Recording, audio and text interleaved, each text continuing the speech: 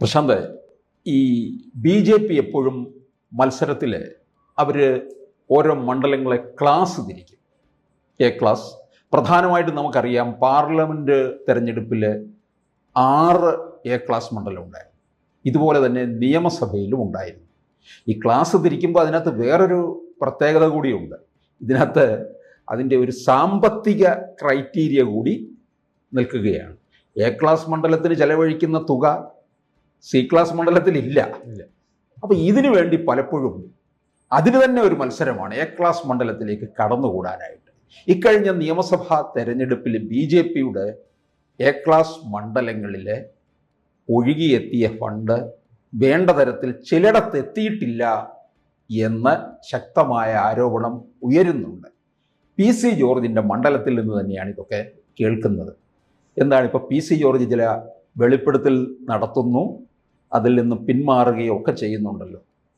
ഇപ്പം വലിയൊരു വിവാദത്തിൽ നിൽക്കുകയാണ്. കുറച്ച് മാസങ്ങളായിട്ട് വിവാദമുണ്ടല്ലോ. ഇപ്പം ഈ ഫണ്ട് വിവാദവുമായിട്ട് ബന്ധപ്പെട്ട് രാജീവ് ചന്ദ്രശേഖർ ഇപ്പോൾ ഏറ്റവും കഴിഞ്ഞ ആഴ്ച വരുന്ന വാർത്ത എന്ന് പറഞ്ഞാൽ ഇതിനകത്ത് ഫണ്ട് തിരിമറി നടത്തിയ ആൾക്കാരെ മാറ്റി നേതൃത്വത്തിൽ തന്നെ അഴിച്ചുപണി നടത്തുന്നു എന്നുള്ള രീതിയിലേക്കൊക്കെ വരുന്നുണ്ട്. അപ്പം ഈ ഫണ്ട് വിവാദം വെളിയിൽ കൊണ്ടുവരികയും അത് ചർച്ചയാവുകയും ഇതെല്ലാം കമ്മിറ്റിക്കകത്തുനിന്ന് ഈ പാർട്ടിക്കകത്തുള്ള ശത്രുക്കൾ തന്നെയാണ് ഇത് മാധ്യമങ്ങൾ കൊടുക്കുന്നത്. മനസ്സിലായല്ലോ. ഫണ്ടിനകത്ത് വിവാദം ഉണ്ടെന്ന് ഇന്ന ഇടത്തെല്ലാം ഫണ്ട് അടിച്ചു മാറ്റിയെന്നും മറ്റു പലതും ഒക്കെ ആയിട്ടത് രാജീവ് ചന്ദ്രശേഖരനെ പണിയുന്നതിന് വേണ്ടിയും രാജീവ് ചന്ദ്രശേഖരൻ്റെ ഭാഗം നിൽക്കുന്നതിന് ഏതാണ്ട് BJPക്ക് അകത്തുള്ള പടലപ്പിണക്കം, നമ്മൾ പലപ്പോഴും പറയുന്ന BJPയെ കേരളത്തിൽ തകർത്തുകൊണ്ടിരിക്കുന്ന ഗ്രൂപ്പ് തന്നെയാണ് ഇത് വെളിയിൽ വിടുന്നത്, അതായത് BJPക്ക്. അപ്പം ഇതിനകത്ത് എല്ലാ പ്രാവശ്യവും നമ്മൾ പലവട്ടം ചർച്ചയ്ക്കകത്ത് പറഞ്ഞിട്ടുണ്ട്, എല്ലാ പ്രാവശ്യവും ആവശ്യം പോലെ വരുന്ന ഫണ്ട് BJP എടുത്ത് സ്ഥാനാർത്ഥികളായാലും മറ്റു പലതായാലും എടുത്ത് ചെലവാക്കി BJPക്ക് സ്ഥാനാർത്ഥികളെ ജയിപ്പിക്കണമെന്നില്ല, സ്ഥാനാർത്ഥികളായി ഈ ഫണ്ട് മേടിച്ചെടുത്താൽ മതിയെന്ന് തോന്നുന്ന രീതിയിലേക്കാണ് ഇവിടെ പ്രവർത്തനം. നമ്മൾ പലവട്ടം പറഞ്ഞു. ഇപ്പം PC ജോർജാണ് ഈ ആരോപണമായിട്ട് വന്നിട്ടുള്ളത്. ഞാൻ പറഞ്ഞതുപോലെ നേരത്തെ കേട്ടു, ഇവിടെ ഫണ്ടിനകത്ത് തിരിമറി നടത്തി കോടികൾ വന്നു, ഹെലികോപ്റ്റർ വാടകയ്ക്ക് എടുക്കുന്നതിനകത്ത് കണക്കിനകത്ത് തിരിമറി, കൊടി മേടിച്ചതിനകത്ത് തിരിമറി, മറ്റു പലതിനും തിരിമറി, ഇങ്ങനെ പലരെയും സസ്പെൻഡ് ചെയ്യുന്നു, അല്ലെങ്കിൽ മാറ്റി നിർത്തുന്നു, വീണ്ടും അന്വേഷണം നടത്തുന്നു. എല്ലാം മാധ്യമങ്ങളിൽ വന്നതും ചർച്ച ചെയ്തതും ഈ മാധ്യമങ്ങളിൽ വന്നത് ശരിയല്ലെന്ന് BJP നേതാക്കളും പറയുന്നതൊക്കെ നമ്മളാണ്. ഇപ്പൊ PC ജോർജ് കഴിഞ്ഞ ദിവസം പറഞ്ഞിരിക്കുന്നു, എനിക്ക് വന്ന ഫണ്ടിനകത്ത് തിരിമറി നടത്തി. സാറ് പറഞ്ഞതുപോലെ ഇത് ക്ലാസ് ചെയ്തേക്കുക മണ്ഡലങ്ങൾ. ഏറ്റവും പ്രധാനമായിട്ട് ഇവർക്ക് വളരെ കുറച്ച് മണ്ഡലങ്ങളെ ഉള്ളൂ ജയിക്കുന്നത്. എ ക്ലാസ് മണ്ഡലം ജയിക്കാൻ സാധ്യതയുള്ള മണ്ഡലങ്ങൾ, അതായത് പരിശ്രമിച്ചാൽ ജയിക്കാം, അവിടെ കൂടുതൽ ഇൻവെസ്റ്റ്മെന്റ് ആണ്. അവിടെ എത്ര പൈസ വേണേലും കൊടുക്കുമായിരുന്നു. നേരത്തെ 2019 RSSന്റെ ഒരു പ്രധാനപ്പെട്ട നേതാവ് എൻ്റെ വീട്ടിൽ വന്നപ്പം ഇതുപോലെ എ ക്ലാസ് മണ്ഡലത്തിലെ ഫണ്ട് ചോദിച്ചോ പറഞ്ഞു, അവർ ചോദിക്കുന്ന പ്രശാന്തെ ഫണ്ടെന്ന് പറഞ്ഞു. പുള്ളിയൊക്കെ അവർ കൊടുക്കുന്ന ആളാണ്. കാരണം ആദ്യത്തെ 12 പേരിനകത്ത് വരുന്ന ഒരാളാണ് കേന്ദ്രത്തിലെ RSS നേതാക്കന്മാർ, ദേശീയ നേതാവ് പറഞ്ഞു, അവർ കൊടുക്കുന്ന നമുക്ക് പൈസ വിഷയമല്ല. എ ക്ലാസ് മണ്ഡലത്തിന് ആദ്യം ഇത്ര കോടി രൂപ പറഞ്ഞിട്ടുണ്ടെങ്കിലും പിന്നെ എത്ര വേണേലും കൊടുക്കും, എന്ത് സംവിധാനം വേണമെങ്കിലും കൊടുക്കും, കാരണം അവർ ജയിച്ചു. അങ്ങനെ BJP MPമാരെ MLAമാരെ ഉണ്ടാക്കി രക്ഷപ്പെടുത്താൻ നോക്കുന്ന ഒരു ഇടത്താണ് ഇവിടുത്തെ BJPയുടെ ഭാഗമായിട്ട് നിൽക്കുന്ന ഒരു ഈ പണിയുന്നത്. അപ്പൊ അത് 32 എ ക്ലാസ് മണ്ഡലങ്ങളാണ് ഇവിടെ ഉള്ളത്. സാറേ, 32 എ ക്ലാസ് മണ്ഡലത്തിൽ ഇന്നലെ വന്ന വാർത്ത ശരിയാണെങ്കിൽ ഒരു എ ക്ലാസ് മണ്ഡലത്തിൽ 4.5 കോടി രൂപ ഒരാൾക്ക്, അതായത് ഒരു മണ്ഡലത്തിൽ കേന്ദ്രത്തിന്റെ മാത്രം ഫണ്ടുണ്ട്. കേന്ദ്രം അത് മാത്രം കൊടുക്കുന്നത്, കേന്ദ്രം മാത്രം കൊടുക്കുന്നത്. അങ്ങനെ വരുമ്പോ 32 ആകുമ്പോൾ 144 കോടി രൂപ കേന്ദ്രത്തിൽ. 4.5 കോടി കഴിഞ്ഞിട്ട് അല്ലാതെ പിന്നെ ഇവിടുത്തെ പാർട്ടി പിരിക്കും. പിന്നെ PC ജോർജിന് ഞാൻ ഒരു ഉദാഹരണം പറയാം. PC ജോർജിന് വ്യക്തിപരമായിട്ട് എത്ര കോടി രൂപ പിരിക്കാനൊക്കും? ഞാനൊന്ന് നിൽക്കുവാടെ, എന്നെ ഒന്ന് സഹായിക്കണേ. കാരണം 10, 25, 40 കൊല്ലം അദ്ദേഹം MLA, പിന്നെ കേന്ദ്രം ഭരിക്കുന്ന പാർട്ടിയുടെ പ്രതിനിധിയല്ലേ. ഞാനീ പറയാം. അപ്പം 32 മണ്ഡലത്തിൽ മാത്രം വന്നത് 144 കോടി രൂപ. പിന്നെ 102 മണ്ഡലത്തിൽ, ഒരു സാധാരണ മണ്ഡലത്തിൽ കൊടുത്തതിന് 2.5 കോടി രൂപ. അങ്ങനെ വരുമ്പോൾ 270 കോടി രൂപ. ഇങ്ങനെ 414 കോടി രൂപ കേന്ദ്രത്തിൽ നിന്ന് മാത്രം ഇവിടെ വന്നു. അപ്പം ഇദ്ദേഹം ഇപ്പം ആരോപണം ഉന്നയിച്ചിരിക്കുന്നത് ഒരു സജി കരീക്കാടിനെതിരെയാണ്. അയാളായിരിക്കും അവിടുത്തെ BJPയുടെ ഇതിന്റെ ഉത്തരവാദിത്തപ്പെട്ട നേതാവ്. അപ്പോൾ ഇതിനകത്ത് BJPയുടെ ഉത്തരവാദിത്തപ്പെട്ട നേതാവ് എന്നുള്ള രീതിയിൽ, അല്ലെ BJPയുടെ സ്ഥാനാർത്ഥി എന്നുള്ള രീതിയിൽ ഇദ്ദേഹം ചെറിയൊരു അന്വേഷണം നടത്തിയപ്പോൾ ഈ പറയുന്നത് പോലെ പൈസ പലയിടങ്ങളിൽ ബൂത്തുകളിലും മറ്റു പലയിടങ്ങളിലും ഒക്കെ കൊടുത്തെന്നുള്ള കണക്കായിരിക്കും കൊടുക്കുന്നത്. ആ ആൾക്കാരുടെ വിളിച്ചു ചോദിച്ചപ്പോൾ അവിടെ പൈസ ചെന്നിട്ടില്ല. ഇദ്ദേഹത്തിന് കൊടുത്ത കണക്കുമായിട്ട് വെരിഫൈ ചെയ്തപ്പോൾ അപ്പം അത് പുള്ളി വളരെ വേദനയോടാ പറഞ്ഞത്, എന്നെ പോലുള്ളൊക്കെ ഒരാളിനോട് ഇത് ചെയ്യാമോ? സാധാരണ പുള്ളിയുടെ വേറെ ഭാഷയാണല്ലോ, അങ്ങനെയൊന്നും പാടില്ല എന്നുള്ള രീതിയിൽ.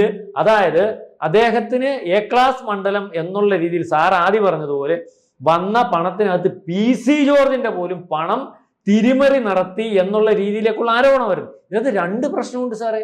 ഈ 4.5 കോടി രൂപ ഇപ്പൊ ഞാൻ 5 കോടി രൂപയൊക്കെ എല്ലാ നിയമസഭാ മണ്ഡലത്തിലും ചെലവാക്കുന്നുണ്ട്. CPM ചെലവാക്കുന്നുണ്ട്, കോൺഗ്രസും ചെലവാക്കുന്നുണ്ട്. CPM-നകത്താണെങ്കിൽ ഒരു കാര്യം ഞാൻ ഉറപ്പ് പറയാം, CPM-ന്റെ സ്ഥാനാർത്ഥി CPI ആണെങ്കിൽ അവരങ്ങ് നിന്നു കൊടുത്താൽ മതി.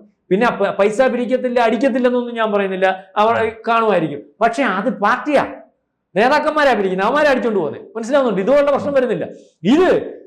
ഇത് ഇപ്പം PC ജോർജിനെ നിർത്തിക്കൊണ്ട് അവിടെ നിർത്തിക്കൊണ്ട് ഈ പറയുന്നത് അവിടെ വന്ന പണ്ടിനകത്ത് നേതാക്കന്മാർ അടിച്ചുകൊണ്ട് പോയ കഥയായി പറയുന്നത്. അപ്പൊ സാറാദി പറഞ്ഞതുപോലെ മത്സരിക്കാൻ തള്ളുന്ന എന്തിന് എ ക്ലാസ്സിൽ ഞാൻ മത്സരിച്ചോളാം എന്ന് പറഞ്ഞാൽ ഇതിനകത്ത് പ്രധാനപ്പെട്ട നേതാക്കന്മാരെ മത്സരിക്കുന്നെങ്കിൽ അവർക്ക് വളരെ കൃത്യമായിട്ട് അല്ലെങ്കിൽ കേന്ദ്രത്തിൽ നിന്ന് എത്ര കിട്ടുന്നത് അത് ഇങ്ങോട്ട് കൊണ്ടുവന്നിട്ട് ഞാൻ വീതം വെച്ചോളാം എന്ന് പറയും. പിന്നെ അവർക്ക് മേടിക്കാം. പിന്നെ പാർട്ടി എന്ന് രൂപേണ പിരിക്കുന്ന കാശും ആരാ? ഇയാളല്ലോ പാർട്ടി. ഉന്നത നേതാവെങ്കിൽ ആരാ? പുള്ളി തന്നെ സർവ്വതും ഉദാഹരണത്തിന്. അപ്പം അവർക്ക് മൊത്തം പൈസയും കിട്ടും. അപ്പൊ ജയിച്ചാലും തോറ്റാലും കച്ചവടം കഴിയുമ്പോൾ നല്ലൊരു ലാഭമാണ്. അപ്പൊ ഇതിനകത്ത് വേറൊരു കാര്യമുണ്ട്. തെരഞ്ഞെടുപ്പ് ഫണ്ട് എന്ന് പറയുന്നത് 40 ലക്ഷം രൂപയുള്ളൂ. ആരാ അനുവദിച്ചേക്കുന്ന ചെലവാക്കാൻ? ഇതിപ്പോ വെളിപ്പെടുത്തൽ വന്നാൽ കേസെടുക്കാം.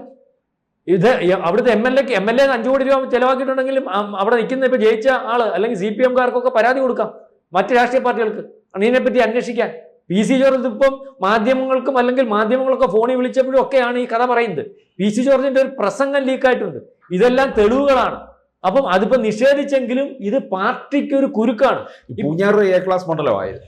PC ജോർജിന്റെ മണ്ഡലം എ ക്ലാസ് മണ്ഡലമായിട്ട് പരിഗണിച്ചു. പാലായും പൂഞ്ഞാറും ഒക്കെ എങ്ങനെ പരിഗണിച്ചു? പൂഞ്ഞാറും ഒക്കെ കാരണം ജയിക്കുമെന്നുള്ളൊരു തോന്നൽ. തിരുവല്ല അതുപോലെ തന്നെ. തിരുവല്ലയൊക്കെ 2ാം സ്ഥാനത്ത് വന്നു. തിരുവല്ല എ ക്ലാസ് മണ്ഡലമായി. അപ്പൊ ഇത് പാർട്ടിക്ക് വലിയ പ്രതിസന്ധി. ഇപ്പൊ നമ്മൾ ഈ ചർച്ച ചെയ്യുമ്പോൾ നമ്മൾ പലവട്ടം ചർച്ച ചെയ്യുമ്പോൾ ഇതിന്റെ കീഴിൽ കുറെ BJP-ക്കാർ വന്ന് കമന്റ് പറയും. BJP അനുഭാവികളൊക്കെ ബാക്കിയുള്ള പാർട്ടികൾ ഫണ്ടടിക്കുന്നതിന് നിങ്ങൾക്ക് കുഴപ്പമില്ലല്ലോ, BJP ശകലം ഫണ്ടടിച്ചെന്ന് പറഞ്ഞുകൊണ്ട് ഇങ്ങനെ വാർത്ത പറയേണ്ടതുണ്ടോ? ഇത് നാണം ഉണ്ടോ ഇങ്ങനെ പറയാൻ? അല്ലെന്ന് ആലോചിച്ച് നോക്കി. ലാഭം കള്ളൻ, അതുകൊണ്ട് ഞാനും കൂടെ കള്ളനാണ്. BJP-കാരൻ അങ്ങനെ അടിച്ചു മാറ്റുന്ന, CPM-കാരൻ അടിച്ചു മാറ്റുന്നത് നമ്മൾ പറയും, കോൺഗ്രസ്സുകാരൻ അടിച്ചു മാറ്റുന്നത് നമ്മൾ പറയും, BJP-കാരൻ അടിച്ചു മാറ്റിയിട്ടുണ്ടെങ്കിൽ ഇതുപോലെ വാർത്ത നമ്മൾ പറയും, അല്ലെങ്കിൽ നമുക്ക് ചർച്ച ചെയ്യേണ്ടി വരും. പക്ഷെ അതിന്റെ കീഴിൽ വന്ന് മറ്റേ രണ്ടും അടിച്ചു മാറ്റുന്നുണ്ടല്ലോ, അതുകൊണ്ട് ഞങ്ങളോട് അടിച്ചു മാറ്റിക്കോട്ടെ എന്ന് പറയുന്ന ആ കമന്റ് വരുമ്പം ഇത് ശരിയാണ് എന്നുള്ളത്. ശരിയാ മാത്രമല്ല, ആ മാനസികാവസ്ഥയുള്ള ആൾക്കാരാണ് നിൽക്കുന്നത്. ഒന്ന് ആലോചിച്ച് നോക്കി, എന്ത് ശരിയുണ്ട്? ആൾക്കാർ അംഗീകരിക്കുന്ന ഒരു അവസ്ഥയുണ്ടോ? BJP അടിച്ചു മാറ്റുന്നത് നിങ്ങൾക്കങ്ങ് ഉയർത്തി പറയാം, ബാക്കിയുള്ളവർ അടിച്ചു മാറ്റുന്നതിന് കുഴപ്പമൊന്നുമില്ല. ബാക്കിയുള്ളവർ അടിച്ചു മാറ്റുന്നതിന് കുഴപ്പമുണ്ടോ ഇല്ലയോ എന്നുള്ളത് ഒക്കെ പിന്നത്തെ പ്രശ്നം. BJP അങ്ങനത്തെ പാർട്ടി അല്ലെന്ന് ധരിക്കുന്ന കുറച്ചെങ്കിലും പേര് ഇവിടെ ഉണ്ട്. മോദി അത്തരക്കാരനല്ലെന്ന് ധരിക്കുന്ന കുറെ പേര് ഇവിടെ ഉണ്ട്. യോഗി അത്തരക്കാരനല്ലെന്ന് ധരിക്കുന്ന കുറെ പേര് ഇവിടെ ഉണ്ട്. അതുകൊണ്ടാണ് ഇവിടുത്തെ BJP ഈ സംവിധാനവും ഇവിടുത്തെ പാർട്ടിക്കാരും ഒക്കെ ഇതുപോലെ ഗ്രൂപ്പും കളിച്ച് ഇതേപോലെയുള്ള കാര്യങ്ങൾ കാണിച്ചിട്ട് പോലും ശതമാനത്തിന്റെ കണക്ക് നോക്കുമ്പോൾ 6-ൽ നിന്ന് 14-ലേക്കും 17-ലേക്കും ഒക്കെ വന്നത് മനസ്സിലായില്ലേ? സംശുദ്ധ രാഷ്ട്രീയത്തിന്റെയും ദേശസ്നേഹത്തിന്റെയും ഒക്കെ പേര് പറഞ്ഞ് നിൽക്കുന്ന BJP-യെ അകത്ത് കയറി പരിശോധിക്കുമ്പോൾ, അതിന്റെ പേരിൽ വോട്ട് ചെയ്യാൻ നിൽക്കുന്നവർ, അതിന്റെ പേരിൽ അംഗീകരിക്കാൻ നിൽക്കുന്നവർ അകത്ത് കയറി ഇതുപോലെ പരിശോധിക്കുമ്പോൾ ഇത് പുറംചട്ട മാത്രമാണെന്ന് സാധാരണക്കാരന് തോന്നിയാൽ പൊളിഞ്ഞു പോകും. തുടക്കത്തിൽ നമ്മൾ പറയത്തില്ലയോ, തുടങ്ങുന്നതിന് മുമ്പേ ഒടുങ്ങിപ്പോകുന്നെന്ന്, ആ അവസ്ഥയിലേക്ക് വരും. ഇപ്പൊ 3 വന്ന് പ്രസംഗിക്കുന്നുണ്ടല്ലോ. 3 ആദ്യം പശ്ചിമ ബംഗാളിൽ 3 അല്ല 1 എന്നാ തുടങ്ങിയത്. ഇവിടെ 1 എന്നാ തുടങ്ങിയത്. 1 3 70 207 ഇവിടെ 207 എന്തുപോലെ ഇപ്പൊ ആവത്തില്ല. മണ്ഡല പുനർനിർണയം വന്നാലേ അത്രയൊക്കെ പ്രതീക്ഷിക്കാൻ ഇരട്ടിയൊക്കെ വരത്തുള്ളൂ. അപ്പൊ ആ രീതിയിലേക്കൊക്കെ പോകണമെങ്കിൽ BJP-ക്ക് അകത്തെ ഗ്രൂപ്പും മറ്റ് പലതും സംശുദ്ധമായിട്ടുള്ള ഒരു രീതിയിലേക്ക് കാര്യങ്ങൾ പോയാൽ മനസ്സിലാകത്തുള്ളൂ. BJP PC ജോർജ് പറഞ്ഞത് ശരിയാണെങ്കിൽ അയാളെ കച്ചവടം ചെയ്തു, അയാളെ വിറ്റ് കാശാക്കി. അപ്പൊ അതുപോലെ ഈ പാർട്ടിയെ വിറ്റ് കാശാക്കുന്ന അവസ്ഥയിൽ നിന്ന് അങ്ങനെ ഉണ്ടെങ്കിൽ സാറേ ഉണ്ടെങ്കിൽ മാറ്റിയെടുക്കുക. ആദ്യമേ നിങ്ങള് പ്രതിപക്ഷവും BJP-ക്ക് പണ്ടേ പേരുദോഷമുണ്ട്, വോട്ട് കച്ചവടം പണ്ട് PP മുകുന്ദൻ കാലത്ത് വോട്ട് കച്ചവടം നടത്തുന്നു. ഇപ്പോഴും വലിയ ആദ്യമേ ഇവിടെ 2 പാർട്ടിക്കാരും BJP തള്ളിപ്പറയാൻ വേണ്ടി ചെയ്തത് പർച്ചേസ് ചെയ്തു, അവിടെ പർച്ചേസ് ചെയ്തു, BJP ഇവിടെ പർച്ചേസ് ചെയ്തു, മണ്ഡലത്തിൽ പർച്ചേസ് ചെയ്തു. ഇത് നേരത്തെ സാറി പറഞ്ഞത് കിടക്കുന്നുണ്ടാകുന്നില്ല, ഇങ്ങനെ പറയാൻ പറ്റുന്നത്. ബാക്കിയുള്ളവരെ ഒന്നും പർച്ചേസ് ചെയ്യുന്നു പറയുന്നില്ലല്ലോ. ഉണ്ടോ ഇല്ല ഇവര് പറയുക മനസ്സിലായി, പർച്ചേസ് ചെയ്തു. ഏതായാലും ഇത് ഈ പ്രാവശ്യം കേന്ദ്രത്തിന് പല ഇലക്ഷനുകളിലും ഈ ആക്ഷേപം വളരെ കൃത്യമായിട്ട് മനസ്സിലായിക്കൊണ്ടാണ് ഇവിടെ രാജീവ് ചന്ദ്രശേഖരനെ സംസ്ഥാന പ്രസിഡന്റ് ആയത്. അദ്ദേഹത്തിന് 5 പൈസയുടെ ആവശ്യമുണ്ടെന്ന് ഇപ്പോഴും ഞാൻ വിശ്വസിക്കുന്നില്ല, തിരിമറി നടത്തുമെന്ന് ഞാൻ വിശ്വസിക്കുന്നില്ല. പക്ഷേ